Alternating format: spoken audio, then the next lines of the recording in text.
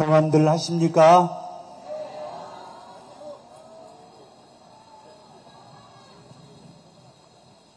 이렇게 한여름 무더위와 도깨비 방맹이처럼 모질게 비를 쏟는 장마철을 지내시느라고 얼마나 고생들이 많으십니까? 연일 쏟아지는 비로 속절없이 희생당하는 우리 이웃들의 소식을 날마다 전해 들으면서 또 얼마나 걱정되고 안타까우십니까? 잠시 이 난리통에 무고하게 목숨을 잃은 희생자들, 또 이 어려움 속에서 고통당하는 우리 이웃들을 위해서 하느님의 자비를 간구합시다.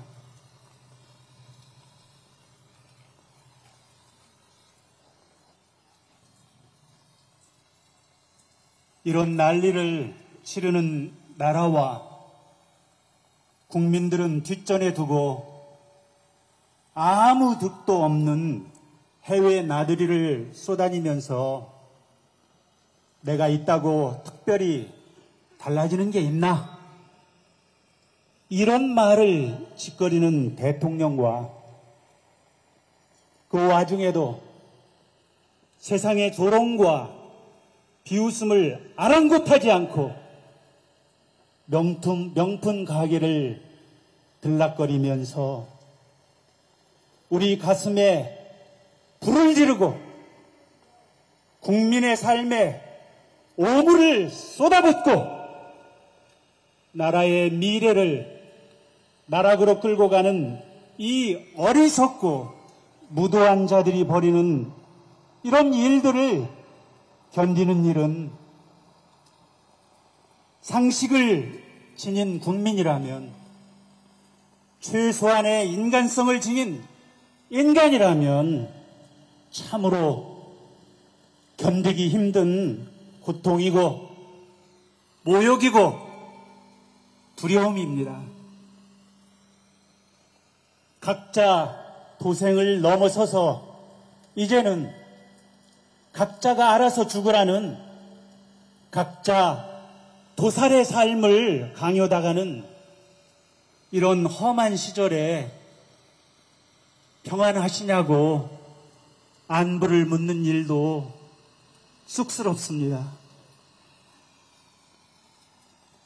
지난 3월 우리는 바로 이 자리에서 당신의 백성을 정의로 가련한 이들을 공정으로 통치하게 하소서라는 시편의 말씀을 새기면서 윤석열 퇴진 촉구 시국 미사와 사제단 비상 시국회의를 열었습니다. 새봄을 시작하면서 이 역사적인 자리에 우리가 함께 모여서 기도를 시작했고, 이렇게 시작한 기도회가 나라를 한 바퀴 돌아서 다시 이 자리에서 만나게 되었습니다. 우리가 이렇게 함께 모여서 기도하는 것은 우리 자신만을 위한 일이 아니었습니다. 못난 대통령 하나 잘못 선택해서 겪는 울분을 쏟아내기 위한 자리만도 아니었습니다. 우리는 함께 모여 기도하면서 헌법에 명시된 국민의 권리, 평범한 시민으로서, 한 인간으로서 누릴 상식적이고 소소한 그런 권리를 함께 누리는 사람 사는 세상, 인간답게 살아갈 수 있는 세상을 지키기 위해서였습니다. 그렇죠? 아직도 우리는 기도해야 합니다. 우리가 함께 모여서 기도해야 하는 것은 이 정권과 그 곁에 들러붙어서 양심과 인간성을 내팽개치고 권력에 아부하면서 자신들만의 왕국을 꿈꾸는 이 무도하고 포악한 정권의 실체를 알아야 하기 때문이죠. 어느 날 우리가 사는 마을에 느닷없이 멧돼지 무리가 나타나서 온 동네를 휩쓸고 다니면서 쑥대밭을 만들어 놓고 있습니다. 밭이란 밭은 다 파헤쳐서 곡식이며 먹을거리들이 뿌리째 뽑혀 나뒹굴고 가축들은 놀라서 달아나기 바쁩니다. 이놈들은 이제 동네 사람들을 들이받고 집안까지 뛰어들어서 난동을 부리고 있습니다. 이 일을 어떻게 해야 하면 좋을까요? 멧돼지들이 파헤쳐 놓은 밭에서 한숨만 쉬고 있어야 하는 것입니까? 다친 가축들만 돌보고 있으면 됩니까? 이놈들이 지나가기만 기다리면서 숨죽이고 방구석에 처박혀서 그렇게 있으면 되는 겁니까? 그런데 더 무서운 일은 이 멧돼지들이 후쿠시마에서 원전 핵오염수를 마시고 살았답니다. 그래서 짐승이 아니라 괴물입니다. 자신을 사람으로 착각하고 마을을 차지하고 그곳에 괴물의 왕국을 만들려 하고 있습니다. 공포영화에나 나올 그런 일이 지금 우리가 사는 대한민국이라고 하는 마을에서 벌어지고 있는 것입니다. 여러분, 사람 사는 곳에 함부로 뛰어든 짐승들을 무서워하고만 있으면 누가 마을을 지킵니까? 소는 누가 지킵니까? 멧돼지 지나간 논밭과 마을은 쑥대밭이 될 것이고 키우던 가축들도 그놈들의 성질에 무사할 리 없을 것입니다.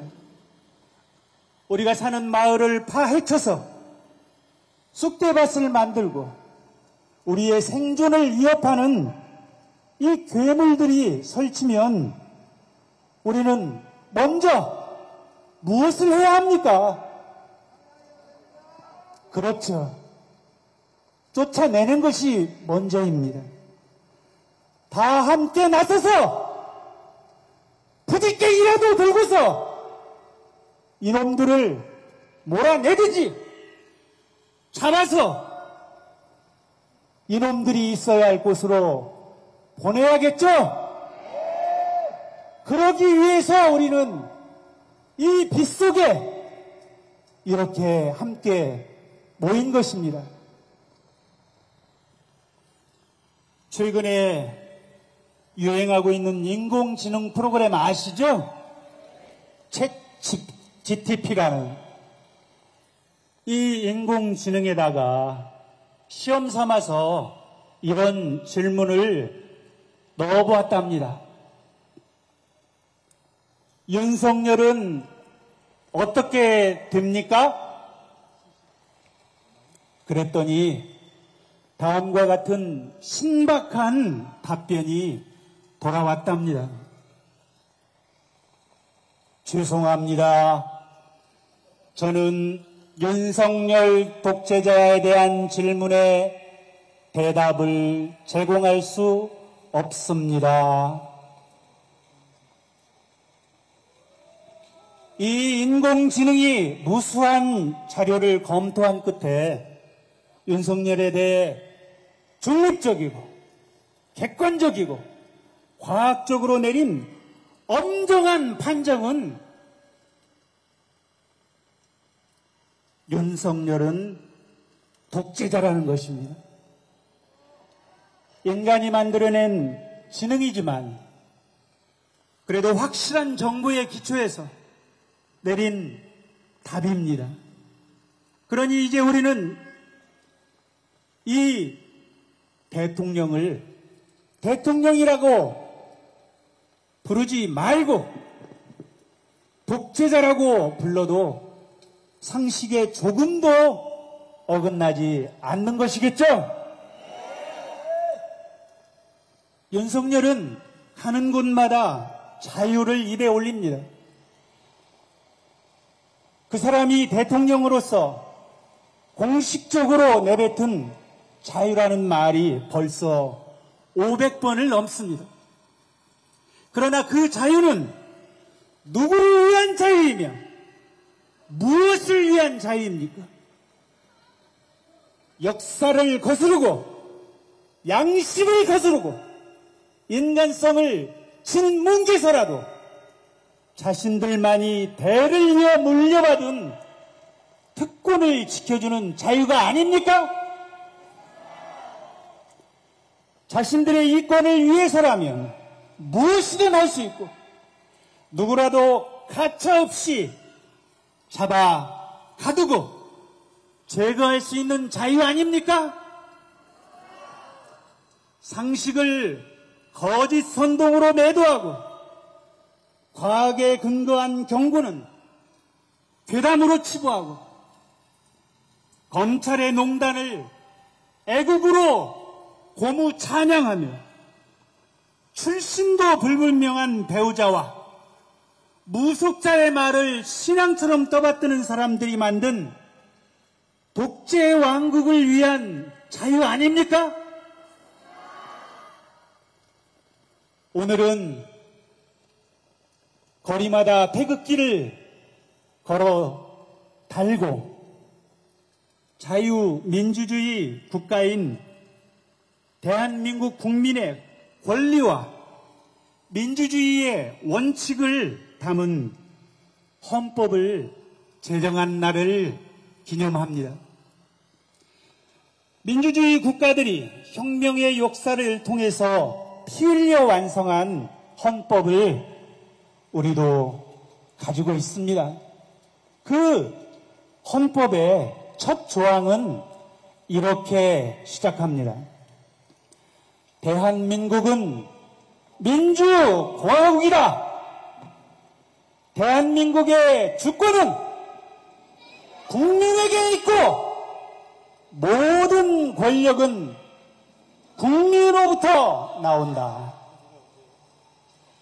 국민에 의해 선출된 대통령은 이 헌법을 수호하고 실현해야 하며 국가가 주권적으로 독립적이고 계속적으로 존속할 수 있도록 직무를 수행해야 할 책임과 의무를 국민 앞에 엄숙히 선서합니다.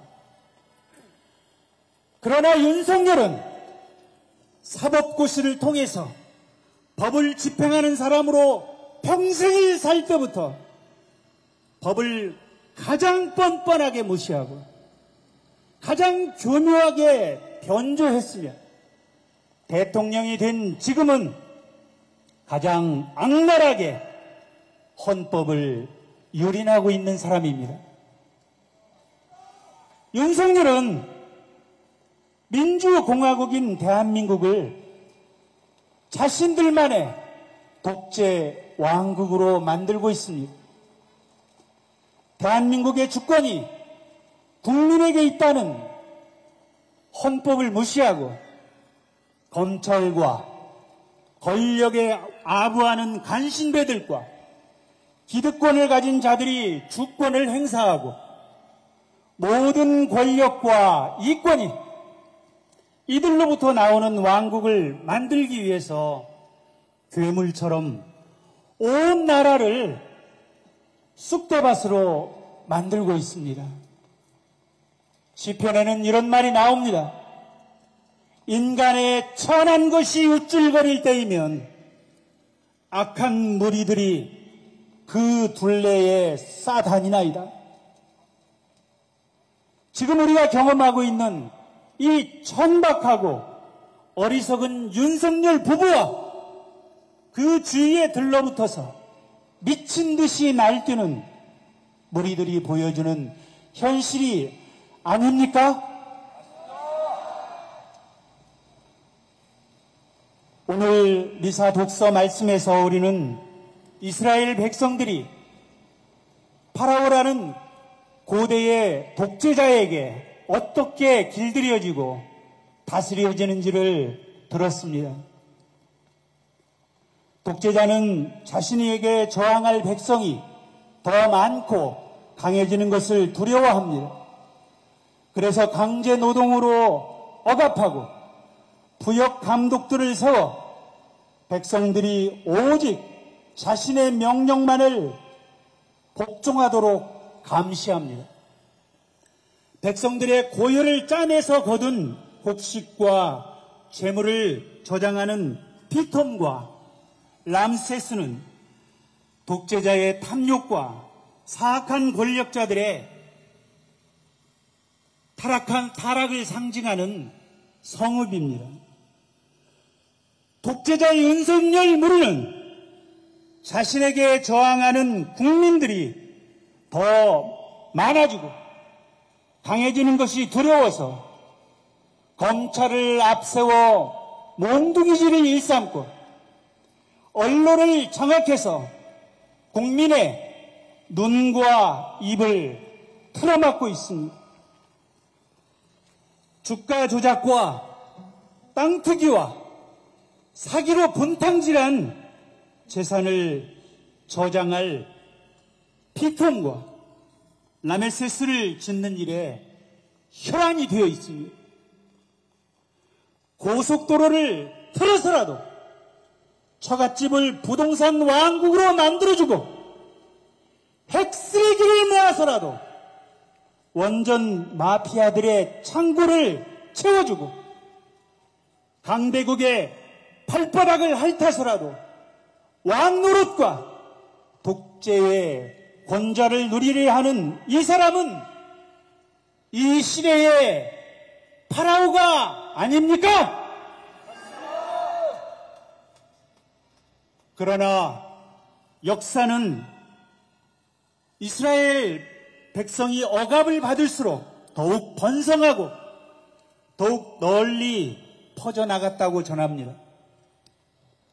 이집트인들이 이렇게 불어나는 이스라엘 자손들을 두려워해서 더욱 혹독하게 부리고 심지어는 태어나는 사내 아이들을 모두 강에 던져버려서 그들의 삶을 쓰게 만들지만 하느님의 정의는 파라오의 독재를 이겨낼 힘을 이스라엘 백성들에게 주십니다.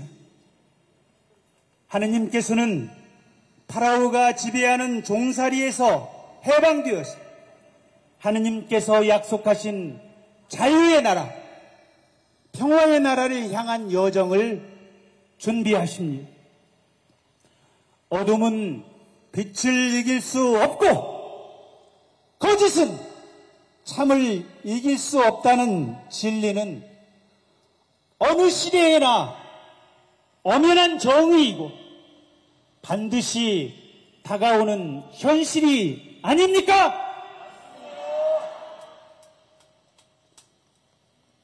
해방을 향한 그 오랜 여정은 이제 예수 그리스도를 통해서 선포되었습니다. 내가 세상에 평화를 주러 왔다고 생각하지 마라.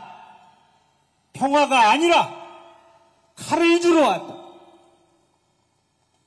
예수 그리스도는 평화가 아니라 칼을 주러 왔다고 선포하십니다.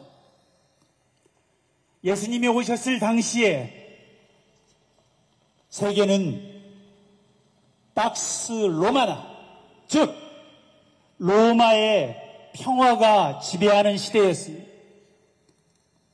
지중해 연안에 로마의 황제 아우구스투스가 인류 역사상 가장 안정된 상태를 보여했다는 이 박스 로마나는 로마의 강력한 군사력, 무력을 바탕으로 이루어진 잠정적인 평화이고 유보적 평화일 뿐이었습니다. 박스 로마나는 로마의 권력과 기득권자들이 만들어낸 위장된 평화였고 수많은 피지배자의 희생을 대가로 유지되는 거짓 평화였다는 것이 로마의 멸망으로 확인되었죠.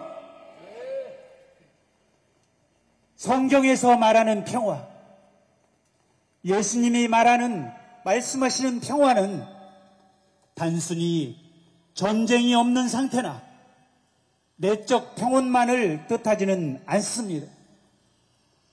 이 평화는 개인의 안녕은 물론 함께 사는 공동체의 안녕도 포함됩니다.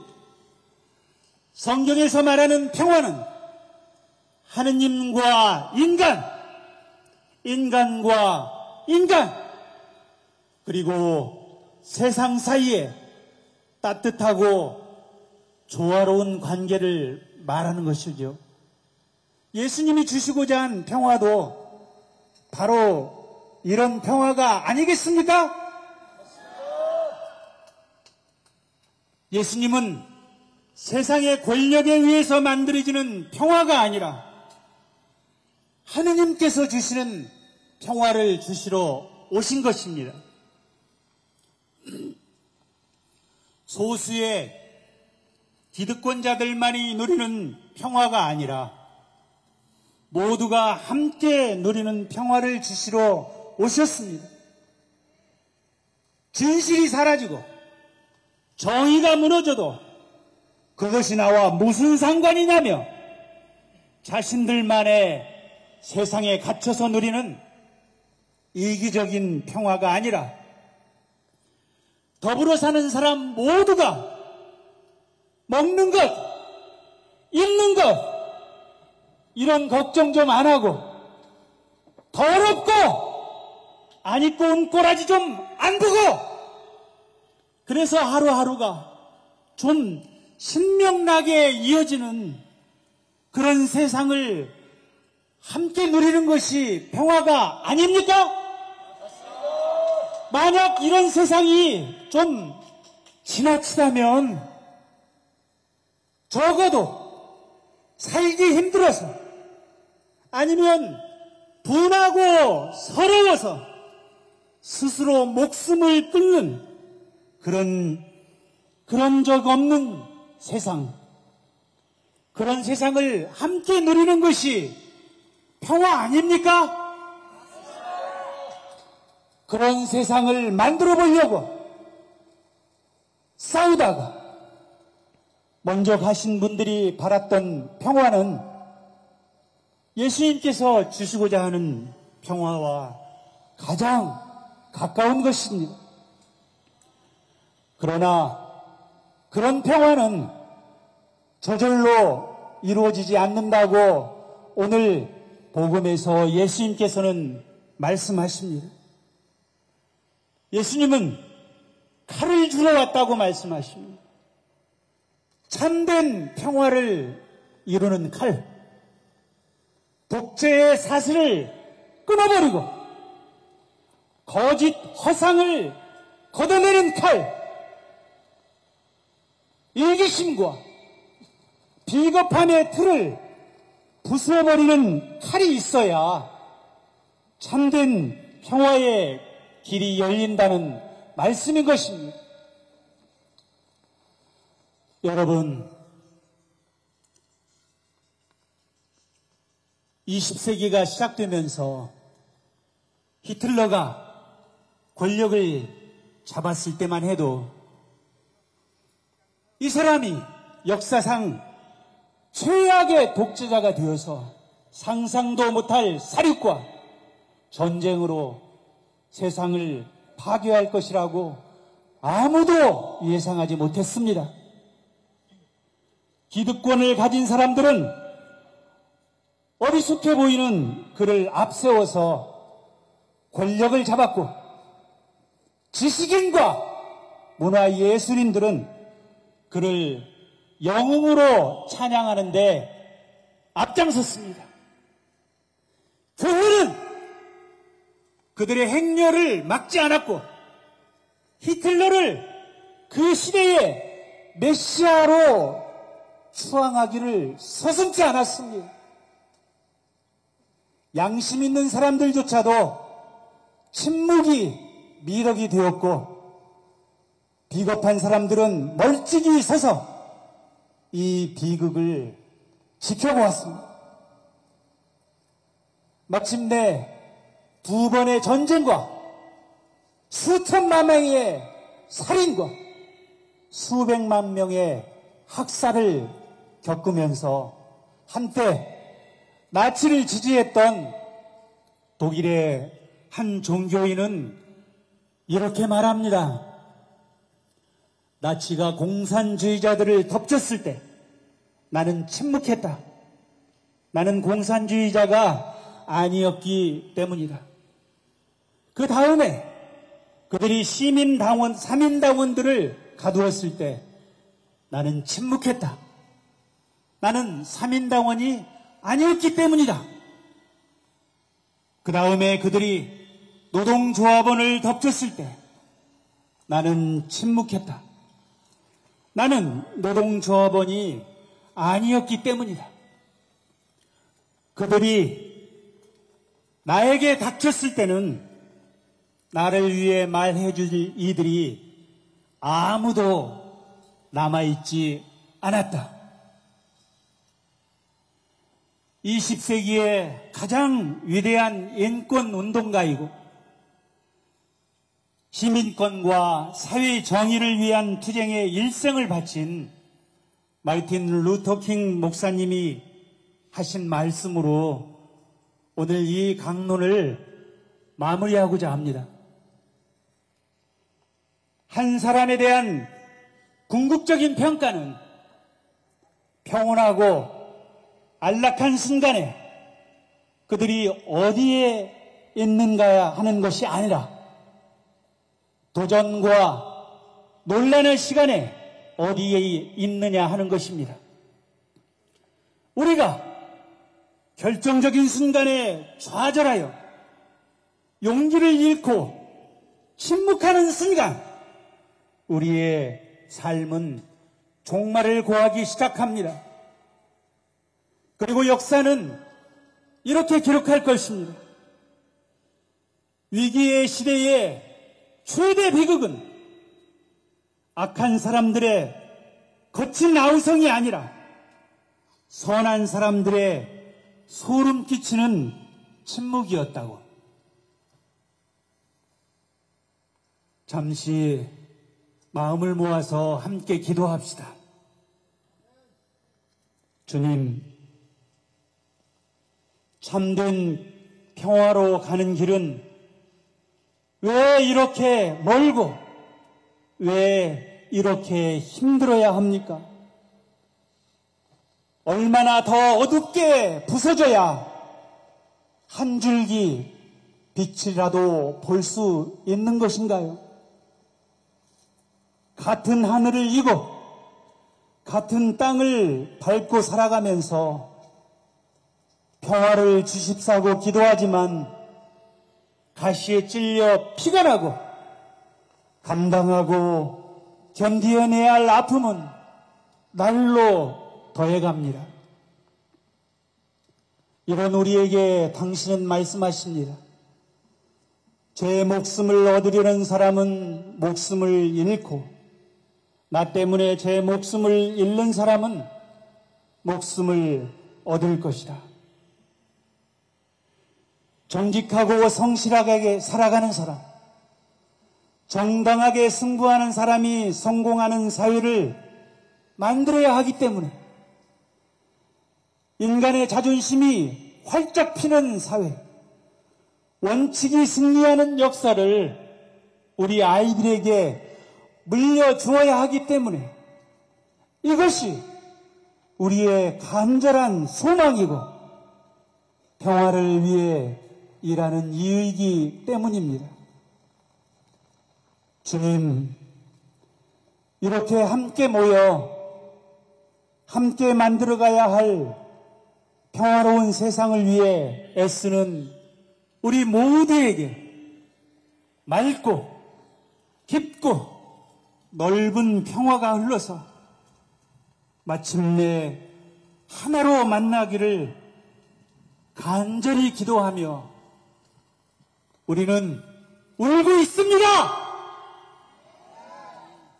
얼마나 더 낮아지고 더 선해져야 평화의 열매 하나를 얻을 수 있는지 이 빛 속에 마음 모아서 당신께 기도하는 저희에게 오늘은 꼭 좀 알려주십시오. 제발 꼭 좀 알려주십시오, 주님. 그러면 우리는 뛰어서라도, 뛰지 못하면 기어서라도, 걸어서라도, 걷지 못하면 기어서라도 당신께서 알려주시는 그 평화를 위해 나가겠습니다. 아멘.